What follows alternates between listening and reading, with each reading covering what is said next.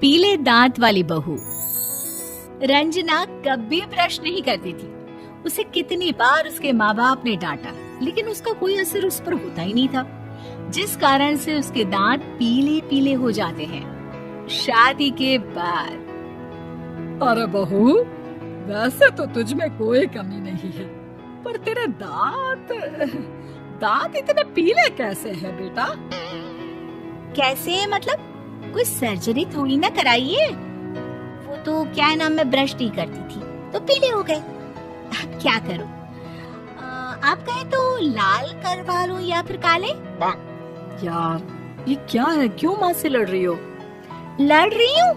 अरे मैं लड़ रही हूँ या ये बोल रही है कि दांत पीले हैं, पीले? अरे तपस्या थोड़ी ना की है इन्हें पीले करने के लिए। बकायदा ब्रश नहीं किया है 20 साल तक, तब जाकर। छी, कैसी बात कर रही हो? ये उस वक्त तो पीले नहीं थे जब हम लोग तुम्हें देखने आए थे। अरे तब साफ करवा लिया होगा डेंटिस्ट के पास जाकर। अब देखो कैसे पीले पीले लग रहे हैं। रंजना सास की तरफ गुस्से से देखती है। फिर शुरू हो गई पीले पीले पीले। अरे पीले तो तब भी थे जब मेरे हाथ का रसगुल्ला उड़ा उड़ा कर खा रही थी और बोल रही थी, लड़की नहीं गुणों का खजाना दे रहे भाई साहब। खैर अब वो लोग करते भी तो क्या करते, पीले दांत वाली बहू पल्ले पड़ी थी तो झेलना तो था ही। एक दिन कीर्तन में रंजना गाना गा रही थी। अरे कमला बहन, माँ का द्वार है, यहाँ तो सब शुद्ध होकर आते हैं, फिर अपनी बहू को ब्रश भी नहीं करवाती तुम। दूर से पीले पीले दांत भक्ति में बाधा उत्पन्न कर रहे हैं। अरे कोई 2 साल के बच्चे थोड़ी ना लेकर आई हूँ मैं बहू बनाकर।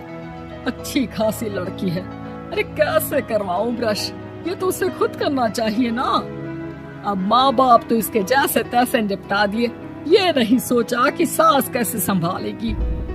सास बहू को लेकर घर आ जाती है, लेकिन सोच लेती है कि अब इसे लेकर कहीं नहीं जाएगी।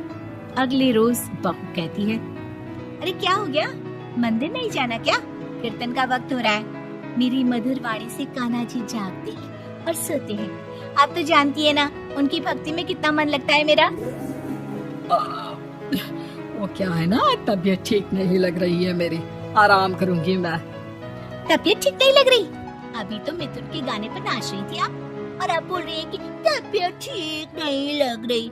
अरे भक्ति में मन लगा लो सासू माँ, ऊपर जाना है, क्या मुंह दिखाओगी आप? हाँ? सास को बहू की बात पर गुस्सा आ जाता है। मैं क्या मुंह दिखाऊंगी, इसकी चिंता तो ना कर, समझी? अपने मुंह की चिंता कर, जो ये पीले पीले दांत लेकर हर जगह पहुंच जाती है। पता है लोग कितना मजाक बनाते हैं। ना जी ना, मैं नहीं जाना कहीं तेरे साथ। तो ये बात है, कोई ना, मत जाओ, मैं अपने कमरे में ही बैठकर भक्ति कर लूंगी। ऊपर वाला दांत थोड़ी ना देखता है, मन देखता है, भावना देखता है। और अरे बस बस, तू सब कुछ दिखा, बस ये सफेद चमकदार दांत ना दिखाना किसी को, है? जा यहाँ से। बहू को सास की बात का कोई फर्क नहीं पड़ता, वो तो जैसी थी वैसी ही रह जाती है। सुबह नहाकर किचन में खाना बनाना, फिर खाना खाना, कीर्तन भजन करना और सो जाना। एक दिन, माँ जी मैं सहेली के घर जा रही हूँ, शाम को लेट आऊंगी। हाँ, तो जाना, मैंने कौन सा तेरी आरती करनी है घर पर बैठकर। रंजना सहेली के घर जाती है, जहाँ वो पार्टी में जाने की तैयारी कर रही होती है। अरे शिखा, कहाँ जाने की तैयारी कर रही है? मैं गलत वक्त पर आ गई क्या? अरे नहीं यार, उल्टा सही वक्त पर आई है। मैंने ये साड़ी और ज्वेलरी निकाली है यार, शाम को इनके ऑफिस की एक पार्टी में जाना है। बताना कैसा लग रहा है ये सब? नहीं यार, इस ड्रेस के साथ तो वो वाली ज्वेलरी अच्छी लगेगी। हाँ सही बोल रही है, मैंने ध्यान ही नहीं दिया। वैसे तो हमेशा से मस्त फैशन सेंस रखती है। तो बड़ा जाती होगी ना पति के साथ पार्टी में। रंजना कुछ नहीं बोलती, बस सोचती है कि यार काश ये बात सही हो जाती, पर मैं क्यों नहीं जाती पार्टी में? क्या इन लोगों की कोई पार्टी होती नहीं होगी? रंजना घर आती है और रात में पति से सवाल करती है, एक बात बताइए, आप मुझे किसी पार्टी में क्यों नहीं ले जाते? क्या आपके यहाँ ऑफिस में पार्टी नहीं होती? पति बेचारा क्या कहता कि दांत पीले हैं तुम्हारे इसलिए। अरे कोई पार्टी होती नहीं हम लोगों के ऑफिस में, तो कहाँ से लेकर जाऊं?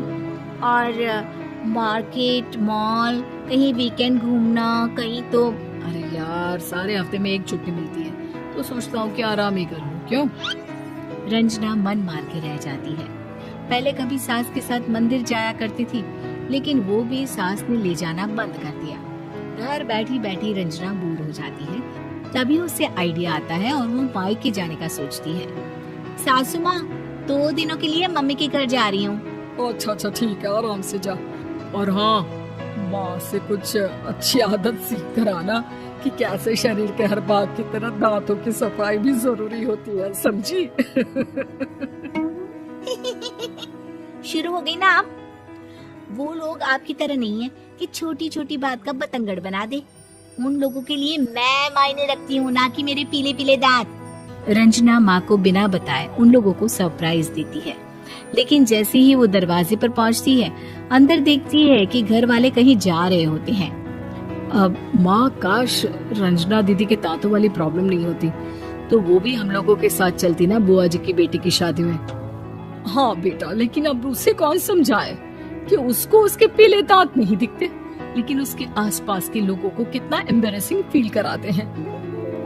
मुझे तो कितनी बार उसके स्कूल की टीचर ने शिकायत की कि उसके साथ कोई लड़की बैठना भी नहीं चाहती, और ना ही कॉलेज में कोई उससे बात करना चाहता था।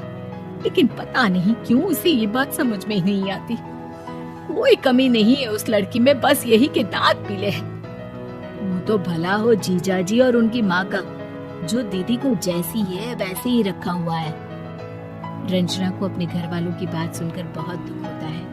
वो सोचती है कि वो क्या करे, लेकिन फिर वो सीधा डेंटिस्ट के पास जाती है, अपने दांत चमकाती है और कसम खाती है कि वो रोज ब्रश करेगी। और क्या हो गया? तुम तो 2 दिनों के लिए गई थी ना, पर कोई ना, अच्छा है, चलो आ गई तो। रंजना सास के सामने आकर खड़ी हो जाती है और पूरी स्माइल करती है, उसके चमकदार दांतों को दिखाती हुई। चलो मंदिर। माँ, मुझे माफ कर दीजिए, मैंने आप लोगों को बहुत एम्बैरेसिंग फील करवाया। मैं आज से रोज ब्रश करूंगी।